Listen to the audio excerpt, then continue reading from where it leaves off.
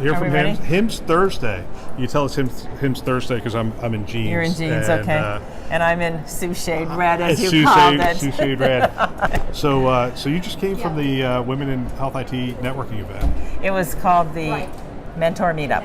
Mentor Meetup. Yes. How was that? It was good. It was good. There were a dozen different topics that tabletop, topics that facilitators like myself agreed to take on, kind of a roundtable session, if you will. And the one that I had was breaking the glass ceiling to get to the C-suite. So I had a group of 5 women who wanted to talk about that, and we covered a good hour.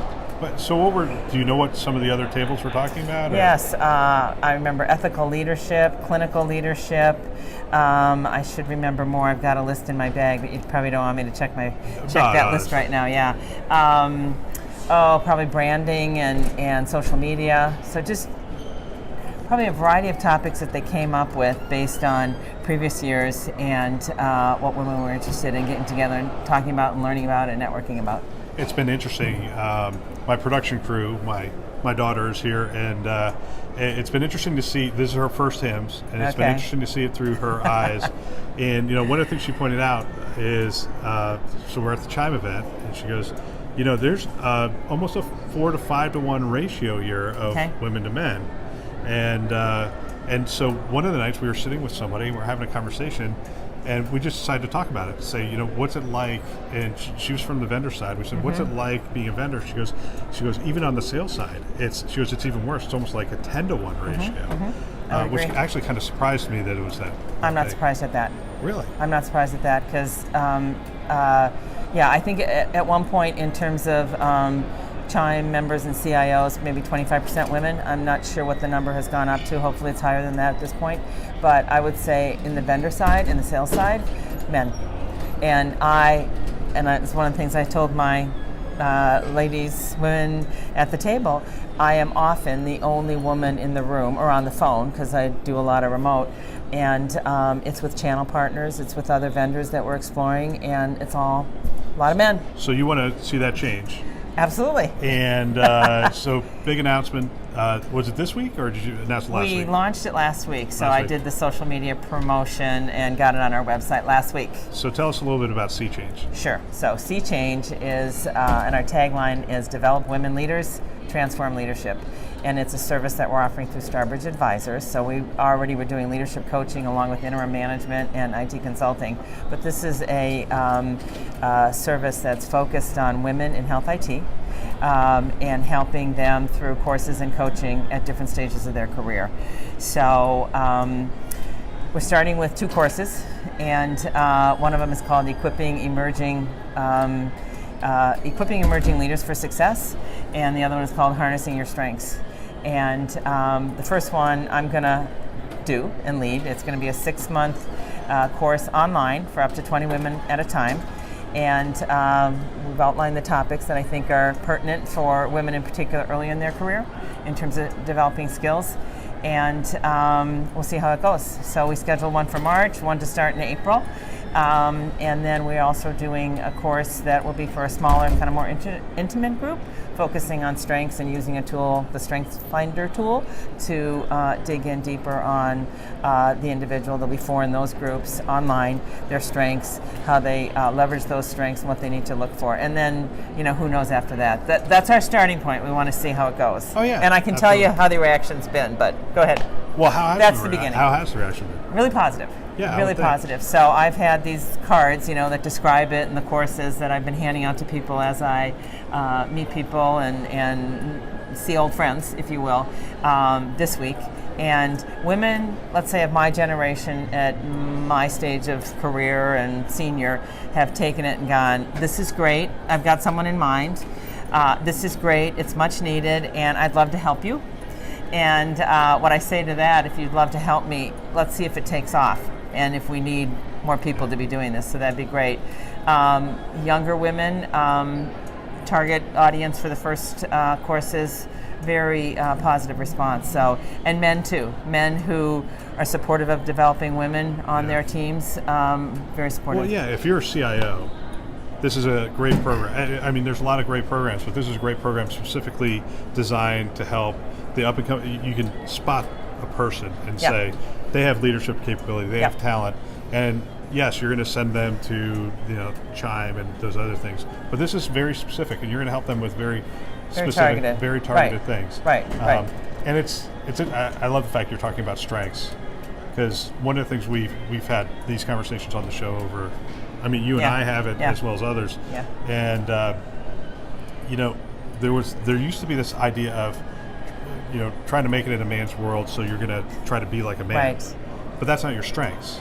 Right. And so you're going to help people to say, look, in leadership, collaborative leadership, and women almost have a better strength around some of the things that are required to be a CIO today than men. That skill set, and as Sarah Richardson talked about, I think on one of your shows, it's called soft skills. Yeah. It's referred to as soft skills. There's nothing soft about it though, and it's hard. It's hard to develop those skills, but yes, there's some natural tendencies, if I can say that I think women bring to leadership roles that we will try to develop. But everybody's different. Everybody has a different set of strengths, and try to leverage that. Not to go off script a little bit here, but so in the conversation we were having, over drinks, my daughter's there and whatnot, and we were starting to talk about mentoring. Okay. And one of the things that's difficult is, and I'm sitting there going, okay, so as a CIO, as a male CIO, former male CIO, I should put the whole title there. You have recovering. Don't you say recovering usually? Yeah. So as a former CIO, you have this choice of mentoring people and who you're going to mentor. There's almost a fear now of, do I mentor a woman?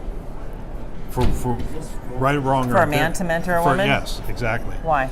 Well, it's really a fear around the whole Me Too movement and those kind of things of saying, because when you mentor somebody, it is a close relationship. It's a very close relationship. Yeah. You're almost, I wouldn't go as far as say it's taking responsibility for their career, but you are adopting their career. You're introducing them to your network. You're spending hours with them. It's a lot of one-on-one conversation. You're talking about, personal things as well. Yeah. Those kind of things. And so there's a fear. I mean, what would you say to how should male CIOs look at mentoring a female person within their organization? Wow. I wasn't ready for that question. I don't think they should be afraid. And I don't think men who get it, who behave appropriately, should not be afraid. And men shouldn't be afraid of the Me Too movement. Men should be supportive.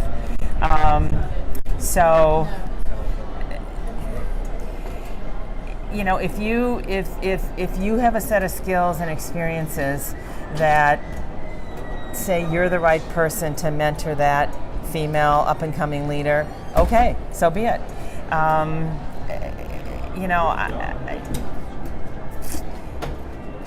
Give me an example of what you'd be afraid of. So you say that it could be too personal. I mean, I think in a mentoring relationship and a coaching relationship, people probably filter and know when it's getting too personal. People I've mentored in the past, I will have conversations about how they dress, how they show up in meetings, how they interact with certain people. I'll be like, hey, you know what, there's too much touching going on. You're getting too close. I mean, we will have those conversations because they impact their career, how they're being perceived. All right, so if I'm having that conversation with you, a Sue Schade from 20 years ago, and I'm saying, hey, your dress, you're this, you're that. Is that over the line? No. So as a boss or as a mentor? As a mentor. I don't think so. Not at all. As a boss? Maybe. Yeah, maybe. Maybe if you're more careful in the boss-employee relationship, but not as a mentor. I mean, I think you're there to give honest feedback. I've had men mentor me. I've had women mentor me.